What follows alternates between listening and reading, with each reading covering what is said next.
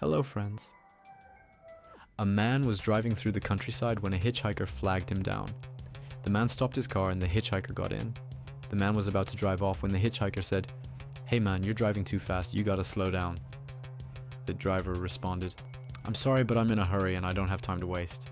If you want to get out, I'm more than happy to pull over and let you out right now." No, I want to stay in the car," the hitchhiker replied. Put your seatbelt on because we're gonna crash," the hitchhiker said. At that moment, the car swerved to avoid a head-on collision with a truck. The driver slammed on the brakes, but it was too late. They had already hit the truck.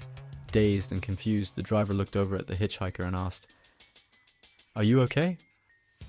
But the hitchhiker was nowhere to be seen. He had vanished into thin air. The driver got out of the car and called the police to report the incident. When the officers arrived on the scene, they too were baffled by what they found. There was the car, but there was no sign of the hitchhiker, and as they looked inside the car, they noticed something strange. The seatbelt on the passenger side was buckled, but it wasn't done up properly. One side was completely undone, as if someone had unfastened it from the inside of the car, but the other side was still fastened. As the officers continued their investigation, they found out that the car had traveled a considerable distance before the accident. And the driver wasn't the only one who had been confused by the hitchhiker's disappearance. Several witnesses had seen the car speeding through towns and over country roads, and some had even seen the hitchhiker in the passenger seat. But when the car finally came to a stop at the gas station, the hitchhiker was nowhere to be found, or no one could see him.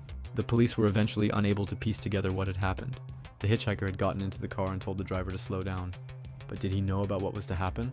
When the driver refused, the hitchhiker had fastened his seatbelt and waited for his chance to make his move. Was he trying to stop the accident, or was he the cause? And that is the end of the story, but there is a warning here too. Be careful how fast you drive, and even more careful who you pick up on the road. Thanks for watching. See you next time.